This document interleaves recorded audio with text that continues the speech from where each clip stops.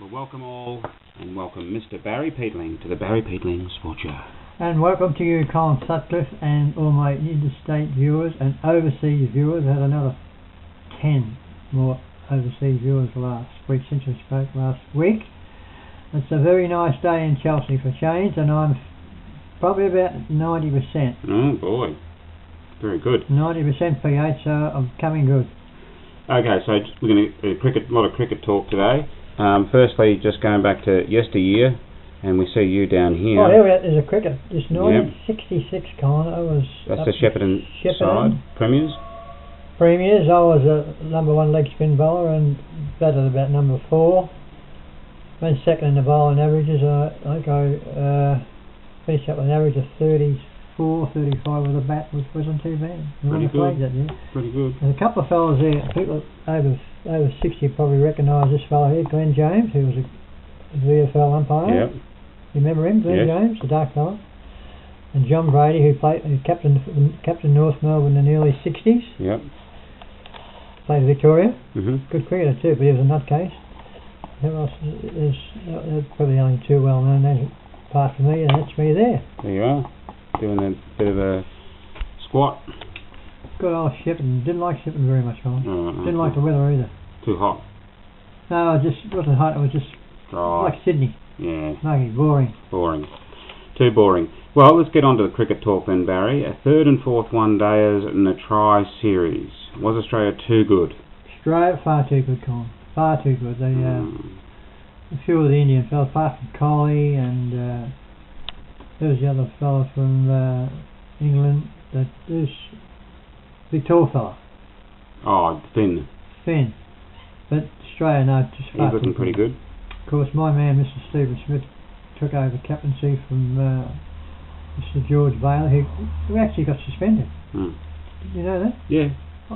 Slow overrate. I mean, what do you got to? I mean, if you drive a car to the cricket and hit someone, you probably get suspended for that too. I mean, you can't out. It wasn't intentional. It's getting annoying that all these Indian little breaks. The Pakistanis done that about the last 10 years. They always had the slow overrate. It's getting a bit annoying. They come on the field every 5 minutes and they get drinks and Well, Australia's doing it as well. Not as bad as the other ones. So they all need to sharpen up. But Stephen Smith should stay captain of. Stephen Smith should stay the captain of the Test side, 2020, and the one day. Yeah.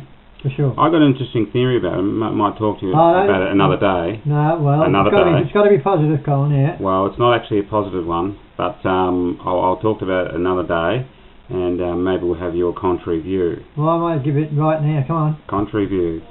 Well, no, I got a bit of a theory that he's not a classy batsman. He's a bit of an unusual. He's got his style. Own unique style, and I reckon. I'm just the total opposite of what you just said. I reckon he's one of the best batsmen to watch because as soon as he gets in there, it takes about 2 overs to get the feel of the pitch and everything. And he's moving across the pitch. They don't know what to do with him now. Yeah. A normal batsman, you wouldn't teach that to a normal batsman. Only Smith has got the brains and the technique to do it. Because what I'm saying is they'll figure him out one day. No, they won't.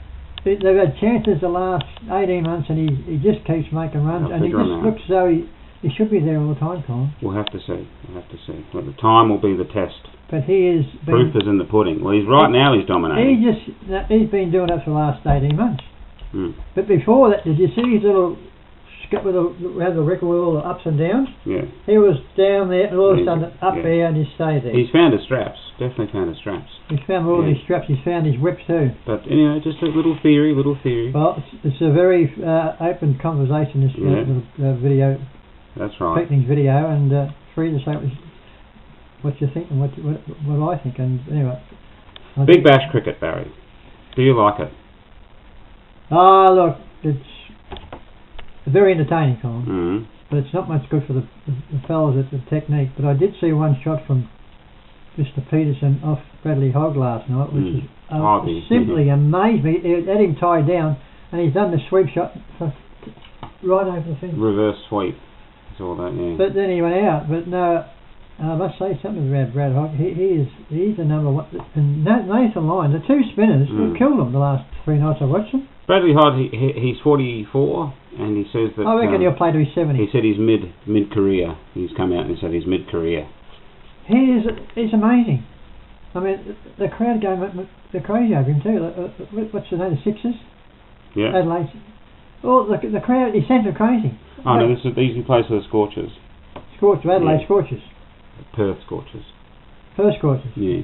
He's got these stupid names. Where do they get these names from? He goes nuts, doesn't he? But he's got the wrong ones, and that's when... Ties them down. That's why Peterson done the sweep shot, because he couldn't pick his wrong ones. What's your tip for the Big Bash? The Sixers or the Scorchers? I reckon the one who won last night. Scorchers. I reckon whoever they play. Would you believe I backed the side that needed 56 runs in 6 overs. Yeah. I backed that side in front. I thought Mark Wall on his commentary said they cannot get beat. And Thunder, yeah. And he made a duck last night. Yeah. He made 100. He made a duck. Hanscom. Never heard of it, so it must have been a fluke. Must have been. Adam Gilchrist. Tell us about Adam Gilchrist. He's a star commentator, and he won an award. He's been put in the Hall of Fame, if you don't mind. Yeah. Well deserved. They were talking about it last night. He should come in. He was, back in them days, he was getting the run of ball. Making hundreds in the run of ball, and that'd be something out the order if you're doing that now in Test cricket. Test cricket, not 2020. Average. What was his average? I think it was 52 his average, wasn't it? Yeah. Oh, not maybe around that. Yeah. Around the 50 mark, but for number 7 wicketkeeper batsman here, of course he opened the batting in the one-day games. Outstanding. And smash it. He's the most. I just said once before, I think, to you a few months ago. He is the most entertaining batsman I've ever seen in my life. Now, 14 years ago, he was playing grade cricket. He played grade cricket for Perth with another fellow called Luke Ronke. Well, he's still going. Yeah, he's still going as well, playing for New Zealand, of course. Just hit a big... Oh, that's right, yeah. Made a big 100 there. Yeah, I must say something about that partnership too you told me about in the one-day game. Those two Kiwis made a 340 partnership. No, it's 270. 270. The biggest, highest partnership for the 7th wicket ever of all time. But they got 360, I think, yeah. They got 360, yeah. The whole team, yeah. Oh, the whole team? Yeah. What was his name? Luke Ronke. He made 170, didn't he? Yeah, made 170 off 99 balls. 99 balls? Yeah, did a really good job. That's whacking it. Yeah, he's been dominating it for New Zealand. He's really found his feet over there after playing a couple of games for Australia. Taken a while. He's mid-30s. Well, he's got to be 35. 35, yeah. So he was playing the same time as Adam Gilchrist. Yeah, he couldn't get into the team. You know, when Gilchrist and then Haddon. He played one game, didn't Gilchrist. Played one day international. One day international. Couple. But it's extraordinary. That's for a seventh wicket, one day score. Although this day and age they bat right down at 10, don't they? They bat. Oh, they bat. They can bat. They do. Yeah. They're not. Although that fella last night, he must have felt the most ridiculous person in the world. Ty is his name. Ty. They booed him come off the ground, didn't they? So that's our cricket talk. What about a little bit of tennis? Nick Kyrgios. Well, I'll tell you about Nick Kyrgios. I remember I said before we come on air today, Colin, about I give Mr. Tomic a big rap last year. I thought he'd get in the top 10. Yeah. But he went off the rails. As soon as he was winning, and he started to go off the rails. But this Nick Kyrgios, I watched him last night. I didn't realise he lost the first 2 sets, Colin. Lost the first. You didn't watch it, did you? No, I'm anti-tennis. Not a tennis. Well, whatever thinks a fair thing, but I didn't see the first 2 sets. I should be a little bit more in touch with it, being a co-sports presenter. Well, when you're on this little video, on the panel here, the 52,000 hits channel, should up my game. But he's come back, and I watched him. And he just plays with so much exuberance and confidence, and I might check out and see what price he used to win the Australian Open. Put your hard earned on it. He'll beat Murray. Murray doesn't like it, and he's got a fair bit of mongrel in him too. And he got to fight against abuse of language like that. Because some of them, he said to me, turn the effing radio down. And they must have $5,000. They don't like that, the Aussie public. Well, he's got the what do you call the charisma, and he's just got everything. But I do think I might bring up and put a bit of hard earned. Put something on him and give me so the top 8. When he beats Andy Murray on That's quarters, finals, semis. So the finals on Sunday and next Sunday. Yeah. Sunday. So I might use viewers out there if you've got any spare cash out there and probably get about 5 to 1. Yeah, maybe 5 to 1 your money. Right now. I might have a bit of money on it, and don't say I didn't tell you. Nick Kyrgios to win the Australian Open. Alright Barry, give us a few updates of the local Chelsea Football Club. Did you watch training? Yes, I went down, as I said last week, I was going to go down there last Wednesday. What's today? Monday. I went down last Wednesday night. Pretty good turnout, but there wasn't one fella over 6 foot, Colin. I heard the words of Maxie Shelton. I said, Max, come on, where's the big man? He said, we've got one coming from Darwin. I mean, that's just not around the corner, is it, Darwin? But apparently got 2 organised, so hopefully we can put these new recruits, they look pretty good. They're looking pretty good, and the coach, he's a lot taller and bigger, stripped off, I tell you now. He'll smash him. He's close to 6 foot tall, isn't he? Probably around about, wouldn't be any more than 6 foot, but he's and he's got all the fellows, they all love him. Up and about, yeah. They all love him, even Toddy. See, Toddy Gardner wouldn't have been there if that drop kick, what's his name? Who was the coach? Paul Harry or what? Yeah, he was gone. Where is the new coach? Yeah. He was gone. Yeah, well, he might have more of a say, more respect from the players. Well, plus the fact he did play for Hawthorn 3 years ago in the grand final. Yeah. And that young fellas, they say, wow. They look up to that. Coaching, he played with Hawthorn, you know. And Hawthorn, they won 2 out of the last 4 flags, haven't they? So that'll get them sparked up, and there's but they look pretty good, what I've seen of them, and but I might go down next Wednesday and see how they're going, and because when do they have? I've had their break, that's right. Yeah, so they'll be training from now on. So we have I'll keep you Chelsea supporters who are watching informed what's going on, how they're going, and updates. Because we've got Nigel back, we've got Benny Finnemore looks $1 million. Oh no, they're looking pretty good. I reckon I'll just we need 2 ruckmen, Colin. 2 ruckmen, big over 6'5" or something. Very good. So we look forward to more updates. Cheerios, Barry. Cheerios. I always got Cheerios.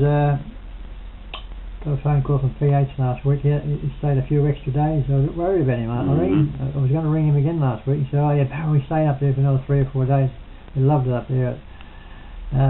So PH, Shandy, and Carlos. Of course, Annie, and all the people in the Philippines had another 2-day blackout last week. Colin, can you believe it? Not 1 day, 1 hour, 2 days. 2 days. Wow. Can you? I mean, the temperature up there is about 90, and the humidity is about 200. Oh, I must mention the Pope. My mate, the Pope. He was there, wasn't he? He's there. You mentioned that last week. I'll mention it again. He went up. So cheerio to the Pope then. Cheerio to the Pope, which is 12, number 12, wasn't he? I know, he was back in the 60s as well. Pope Pius the 12th, because I marched in front of him. I marched in front of 2 popes. I marched in front of 2 popes. St. Patrick's Day march, but he's got stuck into the Filipino government, Colin. He said, "You're not looking after these poor people like you should."